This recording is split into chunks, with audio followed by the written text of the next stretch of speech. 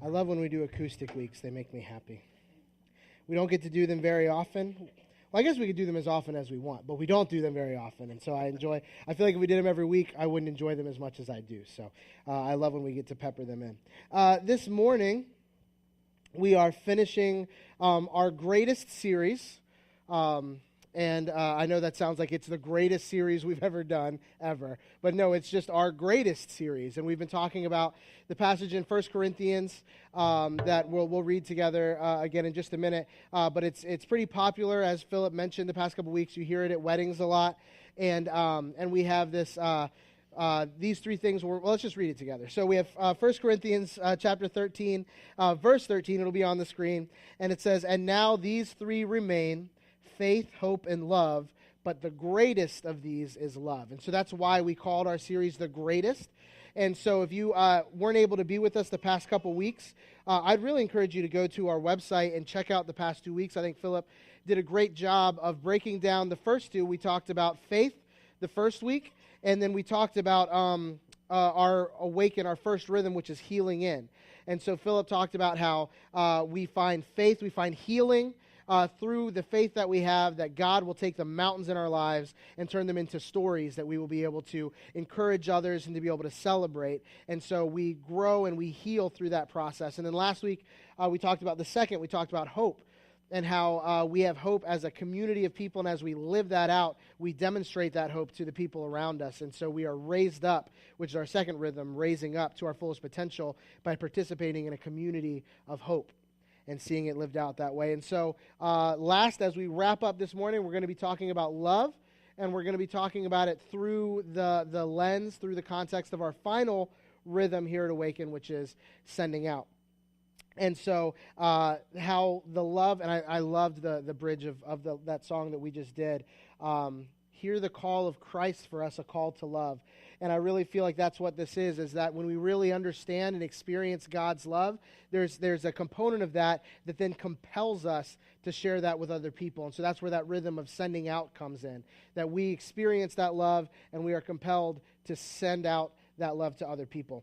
And so the first thing that I want to talk about this morning is but the greatest of these is love. And I want to talk about what exactly are we talking about? What kind of love are we talking about? If you're a language nerd like I am, or maybe you're just a Bible nerd, you know that the Bible was not written in English, right? What language was the New Testament written in originally? Greek. And so the Greek language is very different than American English, right? And so in English, particularly American English, we have love, and that one word love encompasses a ton of things, right? We use, I would say, like I love my spouse.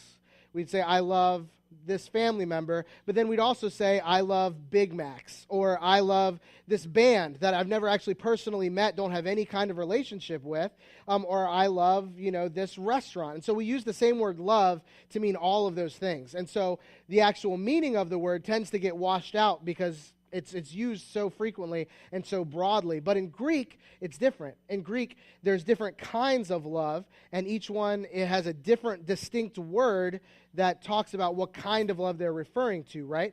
And so I want to talk just a real quick language lesson, and then we'll dive into where I really want to go this morning.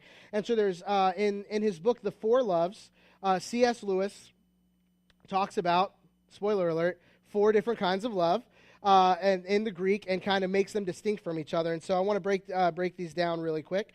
And so the first one that we're going to talk about is storge. Now, I did not take Greek, and I found out this week that if you try to Google how to pronounce words in Greek, different websites will tell you different things. So this one I'm going to say is storge, which is pretty close to what I found most of. And so storge is a kind of loving affection based on familiarity, right? This is kind of the broadest of the Greek words. This is the kind of love that you would say, the kind of love among family members, right? We have just kind of a general affection for each other because we are very familiar with one another. And so this is just kind of an affection-based love based on familiarity. So that's storge. The second love that we want to talk about, this is definitely more popular than that one, is philia. And this is what we call, you'll most commonly hear it referred to as a brotherly love, right? This is where we get words like Philadelphia. This is why it's called the city of brotherly love, is because it's based on this root word philia. And so this is, again, a brotherly love. This is the kind of love you'd have for like a best friend. If you went to high school when I did, middle school when I did, and you would like sign like handwritten notes, and if you were like girls, you'd write like Lylas, right? Love you like a sister. Guys didn't do that. At least no one gave me any notes. Either nobody loved me like a brother, or that just wasn't a thing that guys did. But it's this idea of I love you as if you were my own family. This is the kind of love that we would have for a very close friend, is this philia. And then we have, a third one. This is eros. And this is the kind of love that we talk about that's a romantic or a sexual kind of based love. This is where we get words like erotic is based on this Greek eros. And so all three of these words, they all mean love, and they all get translated into the word love in English, but they all are very distinct in what they mean. And then the last one is actually the kind of love that's listed in this book. And if you've grown up going to church at all, you know which love this is. This is agape. And agape is that kind of all-encompassing, unconditional God love, right? It's a love that's not based on any set of circumstances. It's not earned or unearned. It's agape. It's this God-type love. And the three things that I want to continually come back to this morning as we talk about it, this is the kind of love that God has for us, this agape love. It's the kind of love that ultimately every one of us should aspire, right? This is the kind of love we should want to have for one another. And ultimately, this is the kind, as we're talking about this morning, this is the kind of love that we want to invite other people to experience with us, right? So we've experienced, if we know God and we walk with God, then we've experienced this agape love. This is the kind of love that he has for us. But it should compel us then to invite other people into that love as well. And so the three things that I want to talk about agape this morning that I'm going to keep referring back to is I feel like what makes this kind of love distinct from the other kind of loves that we talked about is that, one, that it is self-giving, right? It does not have to be earned. It cannot be bought or purchased or strived for. It is self-giving. It is given freely. And so that's one element of agape that we're going to keep returning to. The other is it's sacrificial, right? If you only love somebody when it's convenient, or when you love somebody when you get something out of it, that's not agape love. That's a need-based love. That's a transactional love. That's closer to that storge that we talked about according to Lewis, the first one that I talked about. So agape is a sacrificial love. And so we have agape is self-giving, it is sacrificial, and lastly, it's all-encompassing. It's given for all people. And so those are the three things that I want us to keep referring back to. When I say agape, when I say love, when I'm talking about that this morning, I want you to have that in mind. Self-giving, sacrificial, and all-encompassing. And so that's what we're going to be talking about this morning. And that's what sending out is about. That's our rhythm. It's that once we experience this self-giving, sacrificial, all-encompassing love, that it should do something in our lives. Once we experience it ourselves, we should want others to experience that as well. Christianity was never meant to be an exclusive club where we define who's in and who's out. Christianity at its very core should be one of constant invitation, constant reaching to those that are outside and inviting them in, inviting them to experience. And I think the church has potentially really run afoul of this. There's a system, I don't know if you guys have heard about this before. I asked my wife if she had heard about it, and she said no, which means we probably haven't talked about this in at least a year, because we just celebrated 1 year of her being back here in the States. But we talk about, I think the church has always had kind of a skewed model of what it means to invite people into things, right? And so I think the church has always had, and we have a slide for this as well, is that the church has always taken a mentality of, okay, if you want to be a follower of Jesus, if you want to be inside our community, right, if you want to come from the outside and come inside, then there's a system of things that you need to do. And the first one, if you look at this old model, the first one is, well, first you have to believe. That's the very first thing, right? And so the church has traditionally said, here is a system of beliefs, of propositions that you must assent to, that you say, I affirm those things, and that's step number one, right? And then after that is behave. They said, okay, well, once you believe, now let's talk about some behavior modification. Because once you believe, you can't keep doing X, Y, Z, right? You've got to get rid of that stuff. And so if you assent to believe the right things first, and then if you follow the pattern that we say you should behave, Then lastly, okay, now you belong. Now you're one of us, right? So our belonging is based on whether or not we assent to a set of beliefs and we behave a certain way, right? And I think traditionally, if we're being honest with ourselves, this is kind of the way that the church has invited people to participate in our community of faith. But that's not the way that we see Jesus do things, right? Jesus does not require people to assent to any kind of beliefs before he invites them to belong to what he's doing. If we follow the ministry of Jesus, we find that he puts that belonging first thing. The very first thing he asks people is, hey, come follow me. Come be a part of this. He doesn't say, hey, if you can check these 3 check boxes, then come along with me. He says, wherever you are today, whatever you're doing right now, leave it behind and come follow me, right? And so Jesus kind of flips this script. And so instead, we have this concept of belonging first. Belonging before you have to assent to anything or behave a certain way, right? And so we have belonging, and then you have believing, right? That through this sense of belonging, you come to experience who God is. You come to experience what he looks like, what a community of people who are pursuing him and who know and love him, what that looks like. And so then you begin to believe out of your experience. And then finally, we get to become what God has called us to be, right? So this kind of the behavior modification thing of, okay, you need to do these things and not do these things, that's called legalism, and we don't believe that's healthy in Christianity. And so we say, rather than that, you say we invite people to belong first, then they believe as they experience God and his love for them, and then we become who God has called us to come to.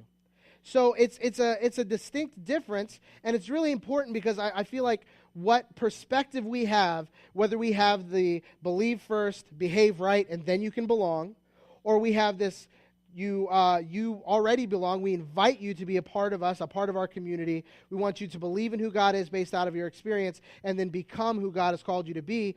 Which one of those that you assent to, which one of those that you really want to model your life after is important because it affects our methodology, right?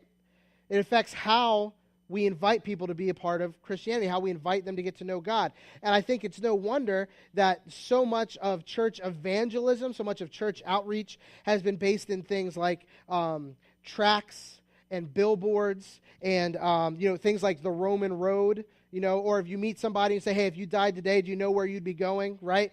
Those kinds of things that now are a little bit cringeworthy when we hear about them or we see them or we think about doing it. It's a little cringy. But for so long, that was the standard practice of the church. And I don't blame or fault them because when the very first thing that somebody has to do, if you believe that the very first thing they have to do is assent to a system of beliefs, then that's the way you better attack it. You need to put that in front of their face as quickly as possible and make sure they believe the right things first. Because you can never get them to belonging until they're believing and behaving the right way. So while I don't agree that that's the way that the church should go about things, I also, we joked a few months ago about how I'm the church bashing pastor, and that's not what I'm trying to do this morning, because I believe that if you subscribe to the first kind of flow, that is the methodology that works best for that system, right? But Awaken, that's not our culture, that's not our DNA, that's not the way that we experience that rhythm of sending out. And so when you invite people to belong first and foremost, that changes your methodology. When you invite people to belong, to experience God in a community of people that they are a part of, then it kind of changes the way what you're inviting people into. And so this is kind of the way that our sending out rhythm is structured, is that we want people to be able to belong to a community wherever they happen to be. It's why we've always said that Awaken, especially on Sunday morning, is for anybody. Doesn't matter if you are a Jesus follower or not.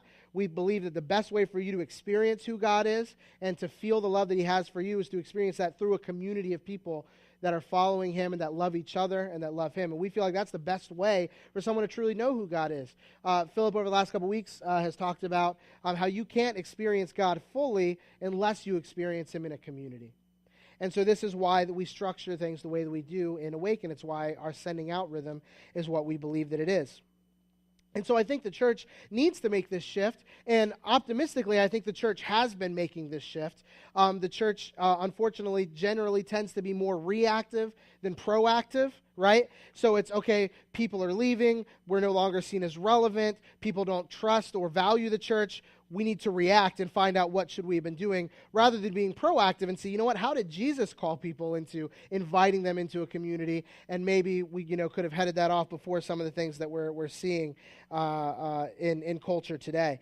And so this is the shift I believe that the church is making, but it's a tough shift to make. It really is, if I'm being honest. It is a tough shift to make. And sometimes it's not one that that comes naturally to us. Last week, I believe it was last week, it might have been 2 weeks ago, Heather and I were hanging out with the Donahue's kids, with Colin and Brielle. That's a service we provide, in case you guys didn't know. You think it benefits you guys for us to come hang out with your kids so you can kind of have a date night. But honestly, I view it a little bit differently. A few months ago, Heather was suffering from an affliction called baby fever. And what I have found is that going over to y'all's houses and hanging out with your kids is like the Nicorette gum, right? that helps push that craving back a little bit. It doesn't fully satisfy it, but it's just enough, to get your fix. So it pushes that down the road. So you think we're helping you out, but in reality, you're helping us out. But so we were hanging out with the Donahue's kids, and I watched a movie that I'd never seen before. Colin picked it out. We were scrolling through kids' Netflix. I probably never would have seen it if I hadn't been hanging out with Colin. And he pointed out, he said he wanted to watch it, and so we did. And so what we watched, I think we have a slide for it, the story called Room on the Broom. Have you guys heard of this? Room on the Broom? Yeah? It's great. It was a children's book initially, and then now it's a short film. It's about 30 minutes long. They have it on Netflix. It's narrated by Simon Pegg, who was in like Shaun of the Dead and Hot Fuzz, and then I think more popularly the Star Trek franchise. But it's really good. I didn't read the book, but I can only assume the book is good based on the movie that I watched. And so we watched this movie called Room on the Broom, right? And sometimes I overthink things. I've been accused of doing that before. But the story goes like this. I'm going to give you a really quick overview. So there's this witch, and she has a broom. And at the start of the story, there's the witch, there's the broom, and there's her cat, right? And so they're flying along, and she happens to lose, I think the first thing she loses is her hat. And so they have to go down to try to find her hat that blew off while they were flying. And so they go down, and they end up finding the hat, and they find an additional character in the story is this dog.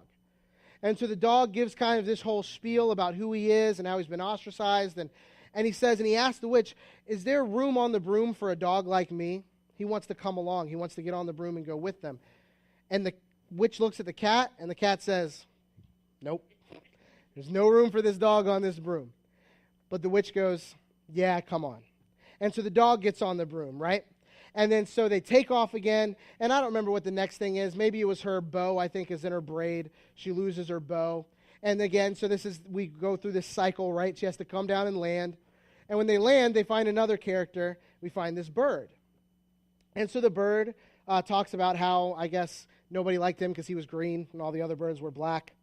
And so, again, he goes through this spiel and he says, is there room on the broom for a bird like me? And then so the witch looks at the cat, and of course the cat says, nope, there's no room on this broom. But then the witch looks at the dog, and the dog says, nope, broom's full. And immediately I was like, wait a minute. The dog was just granted room on the broom. You'd think he would then be, yeah, you know what? This is something I want other people to experience as well. But no, the dog says, no, now the broom's full. There's no room for you. And so the witch says, no, we got room. Come on. And so the bird hops on the broom as well. And then so they take off again, and they start flying. And then I think the last thing that they drop is her wand. So they have to go down and get the wand. And when they go down to get the wand, they find this frog who has like obsessive-compulsive disorder and has to be clean all the time, which he's an interesting character choice. I liked that. But so then the frog gives his song and dance, and then says, is there room on the broom for a frog like me? And the witch looks at the cat, and the cat says, nope, we're full. She looks at the dog, and the dog says, nope, we're full. And then so she looks to the bird, and I'm like, surely the bird. And the bird says, nope, broom's full. And so the witch says, no, we got room. Come on, get on the broom. And then the story goes on. The broom ends up breaking because apparently there wasn't room for all of those things on the broom.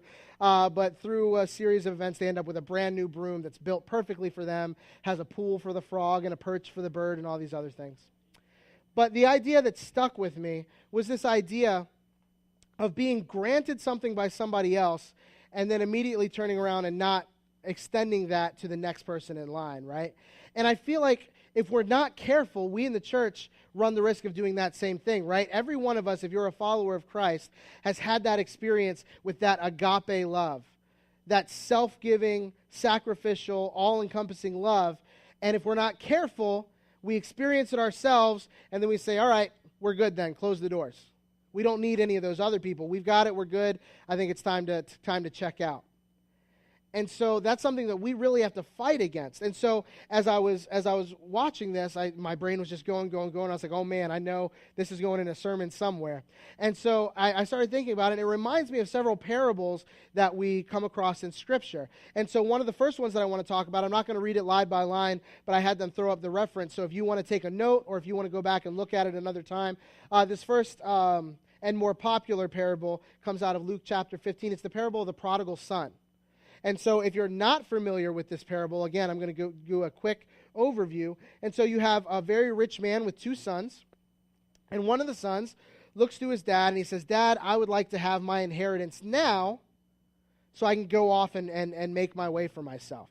And initially you might say, well, that's kind of rude. But culturally, it was far worse than rude, right? By saying to somebody, I'd like to have my inheritance now, he was essentially communicating, you might as well be dead to me. I don't want to have to wait for it. As far as I'm concerned, you're done. I want my share of what's yours, and I'm going to go off and do my thing. So even us in an American culture say, well, that's kind of rude to ask for your inheritance before you get it, it was far more than just a social faux pas. This was extremely offensive. And extremely would have grieved his father incredibly. But the father says, you know what? Go for it. And so he takes half of all of his possessions, divides them up, and gives it to the son, and the son goes off. And so we follow the son, and the son lived it up. He did all kinds of spending as a dumb young kid would do. And it throws away at gambling and throws away about other pleasures, and he ends up spending all of it. And so we come across him later after the money's all gone. He's tried to get a job. He's serving pigs slop. And it says he was so hungry from being poor that he was looking at what he was feeding the pigs, and his stomach would start to growl and be like, I wish I could get me some of that. And so it's at this point when he's rock bottom, thinking even the pigs have it better than I do, that he says, you know what, I should return home. And he says, maybe my father will take me back as one of his servants. Even my father's servants eat better than I am right now. And so maybe I won't go back and be the son, but I can go back and work for my father because he's a good man who takes care of his servants. And so he does. He goes back. And one of my favorite parts of this story, if you read it, it says, while he was still a long way off, his father saw him. So what does that imply in that small sentence? That his father was constantly looking and waiting for him to return because he sees him when he's still a long ways off. And so he sees him, and his dad runs out to him, and he throws his cloak on him, and he says, come back, we're going to have a big celebration. We're going to kill the fatted calf, huge party, because my son was dead, and now he's back. He's my son again. And so this is a great story. And so I feel like most of us hear this story at least at one point in our lives, and we identified with that son, because at one point all of us were on the outside of a relationship with Christ looking in. At some point all of us had to say, we need a Savior. We need Christ in our lives. And so all of us were extended that self-giving, sacrificial, all-encompassing love in our lives, and we felt just like that prodigal son. The problem is there's another son in the story, and if we're not careful, once we are followers of Christ and we belong to his church, if we're not careful, we can begin to have the attitude of the other son. Because what happens is when the father, who is the God figure in this parable, brings the son back and treats him like he's royalty returned, that his son has been returned to life, the older son is mad, and he goes out into the field, and he won't come to the party. And they send servants out and say, why aren't you coming? He says, why celebrate my idiot brother? I've been here with you every day. I've done everything that you've asked me to do. I've been the quote-unquote perfect son. You've never thrown a big party for me, right? And so I think as I've gotten older, I'm not quite there yet, but the older I get, the more that I begin to, unfortunately, identify with the brother. And I have to really combat that attitude, right? And so I think it's a natural thing. I think it's something that we have to fight against. There's another parable that is shorter out of Matthew 20. I think part of it is that this idea of grace just doesn't seem fair. For some reason, it seems fair when it's all extended to us, right? But when we begin to see it extended to other people, it doesn't seem fair. And so there's a parable in Matthew 20 where a guy who owns a vineyard is going out and hiring people to work in his vineyard. And so he goes out first thing in the morning and he hires a bunch of workers and he says, this is what I'm going to pay you for a day. I want you to come work in my vineyard for a day. And when you leave, this is what I'm going to pay you. And so he hires a bunch of workers and they come and they go and they get to work. And then around lunchtime, he goes out again and he finds some more people. He says, hey, why don't you guys come work in my vineyard? Here's what I'm going to pay you for the day. Now, they've only been there since lunch. It says even up to an hour before the end of the day, he went out and found a bunch of people and invited them to come back, and he still paid them all the same amount. He paid them for a day's work, the people who were there first thing in the morning, and the people who showed up an hour before the end of the day, all got paid for a day's wages. And so, obviously, the people who were there at the beginning of the day were really griping and they were really complaining. They said, we put in a full day's work and they only worked an hour. Why are they paid the same way that I'm paid? And so the guy tells him, he says, I haven't cheated you. I paid you exactly what I said I was going to pay you. Why should you be upset because I'm generous and have offered more to these other people? And so I think it's the same kind of situation where it seems unfair sometimes to see grace extended to other people, even though we all had that same grace extended to us. And so we have to be careful that once we go from outside the club to inside the club, right, to make sure that we don't then want them to put the little velvet rope down and say, okay, the club's good now, I'm here. Because there's always going to be those outside that God has that same agape love for, that we should be participating in mission with him to bring them inside. And so the last thing that I want us to hang out before we wrap up this morning, Philip's done a good job the past couple weeks, and if you look on our website, you can see these as well. But we said our first rhythm was healing in. And he said if we wanted to just put a one word, what is healing in about? And we said it's communion, right? It's about communing with God, experiencing him and finding healing through that communion, through that relationship. And then last week we talked about raising up, and we said if we had one word to define raising up, it's going to be community. And so we have healing in, which is communion. We have raising up, which is community, that we are raised up through our interactions with other people who are Christ followers. We also have one word that we use to describe sending out, and that word is co-mission. And so there's two things that I want to unpack about that word co-mission, because the primary reason we use that word is because we are on mission, but it's not necessarily our mission, right? If we understand God, we understand that God is a missionary God. God, in his very nature, is a sending God. God sent the Son into the world. He has sent the Spirit, and so he sends us. And so God is a missionary God. And so when we participate in mission, we are just joining God in his mission. And so that's why we use that word co-mission, that we are joining with God in his mission to see people who are far from him come to experience his love. And so that's one of the reasons we use the word commission. But as I was putting this message together, it occurred to me as well that there's another layer to that word commission, in that we are also, not only are we partnering with God in his mission, but we all partner together to see the mission of Awaken Church accomplished, to see the mission. And so that's why if you've been with us for a little while, earlier this year we renamed our community groups to missional communities, because we don't want to just be a group that gets together in the community, but a community of people who are on mission together.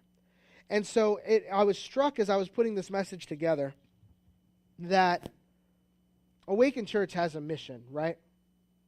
And Awaken Church is not a building or a worship gathering. Awaken Church is the people, right? We are the church. It's not a place that we go. It's a people who we are. And so I was struck as I was putting this together that the ability of Awaken as a family, as a community of faith, the ability of Awaken to accomplish the mission, to see people who are far from God come to experience his love, to see a movement of the gospel in people's lives. In order for us to accomplish that mission, it's directly tied to how many in the community really own and participate in that mission, right? Because the design is for us to be on mission together. So you know what one person can't do? Be on mission together. because he's by himself.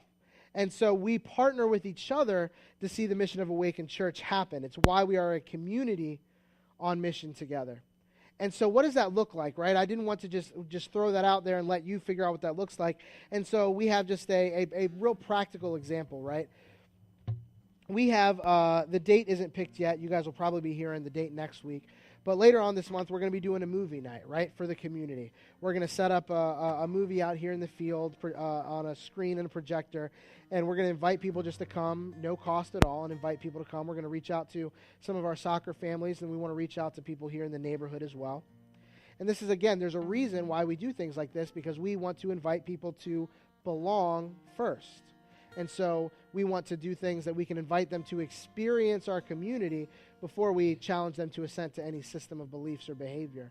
And so I was thinking about this. What does mission together look like? And so I came up with this hypothetical example in my head. I'm going to pick on Neil and Leah because they're behind me. Came up with this hypothetical example. The Lynn Haven Missional Community is hosted by Neil and Leah, and they live 2 turns away from the church. They're very, very close. And so hypothetical example we came up with in my head was if Neil and Leah were to have a neighbor that they connected with in their neighborhood, and they say, hey, we've got this movie night coming up at the end of the month, and we're going to go up there. We're going to bring our kids. Why don't you guys bring your kids? We can walk up there together. We can ride bikes together, whatever it looks like. And if you don't have a good concept of what it means to be on mission together as a community, the burden for the mission falls on them, right? It falls on Neil and Leah. They met them. They've invited them. Now it's their job to get them connected. It's their job to tell them about God. It's their job to X, Y, Z. But if you look at mission done as a community, which we feel like how it was designed to be done, we see Jesus sending people out in twos and groups. We see people experiencing God through his people, through the community. And so if you understand that that's the way mission is supposed to look, then the picture changes. Because now when Neil and Leah show up to our movie night and they have this hypothetical make-believe imaginary family with them, if we all as a community are owning the vision of Awaken Church, owning the mission, owning that sending out rhythm, then for us, when they show up, there should be like a little light bulb. Oh, look, cool. They brought some friends. What role do I play, right? They brought some friends. What can I do to help them as they are now trying to invite these people to experience the gospel through our community? And so it may be simple. It may be, hey, I need to make a point to come over and introduce myself. Oh, what school do your kids go to? Oh my gosh, our kids are in the same class. Small world. And all of a sudden the burden of mission is no longer falling on Neil and Leah exclusively, but it's now shared among the community. And it's a lot easier to feel like you belong to a community of people if you know more than one person in that community of people. And so this idea of being on co-mission, not just partnering with God and his mission, but partnering with one another, it's only as effective as all of us own and understand the mission and our role in accomplishing that mission together.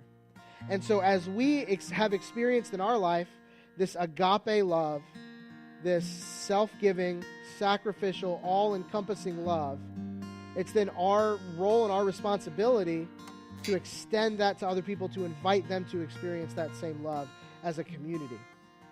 And so as we're about to close in worship, we are going to do what we always do and invite you to respond as we close. And so you may respond in different ways. You may respond by standing and singing, expressing some of what God has been teaching you this morning, some of what God is saying to you through this message, and then by voicing that, by singing and returning that to him. You may respond in some of these stations that we have set up. We have the cross that's out here every week, where you can bring something to God physically, symbolically, bringing it to the cross and leaving it there. Maybe that's something negative that you want to leave and not carry with you. Maybe it's a challenge that you say, I want to bring this officially to the cross, put it there, and then I want to go and accomplish that challenge. Maybe you want to respond by taking communion, reminding ourselves that we are a community that's on mission together, that wants to see the love of God reaching those who don't know him. And so that communion is all about, we are in this together. We are unified as a body and as a community, that what was done for us through the body and the blood being poured out for us, we now extend to everybody else. We have the stones, the station, where you can take those things in your life maybe that have kept you from really living into that sending out rhythm of really extending that gospel, that agape love to other people. Maybe there's some things in your life, maybe you're like, you know what, I'm not the right person to do that, because look at these things that I participate in, or look at these things that I carry with me. And so trust me, I'm not the face of Awaken Church. I'm not the spokesperson for the gospel. You want anybody but me to do those things. And so maybe for you, your way of responding is saying, you know what? I need to rid myself of that idea, that I know that God can use me, and so I'm going to write insecurity on a stone and then wash it off, and it's gone. Or maybe there are some of those things that you carry with you that you want to write those on a stone and symbolically wash that away, knowing that God can make you new and clean of those things. And so maybe those are the ways that you need to respond. But I ask that you reflect as we worship, as we sing the words that are going to be on the screen, that we reflect on truly what does it mean if God has loved us with this self-giving, sacrificial, all-encompassing love. What does it look like for us to then love other people that same way?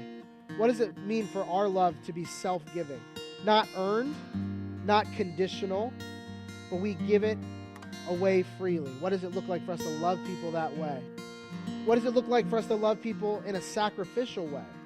To not just show up in their lives when it's convenient, not just to serve when it fits our routine or when we're getting something out of it, but to say, no, that I'm going to, as Scripture says, consider someone else's needs above my own, and to sacrifice as I love them and as I serve them. What does that look like for you?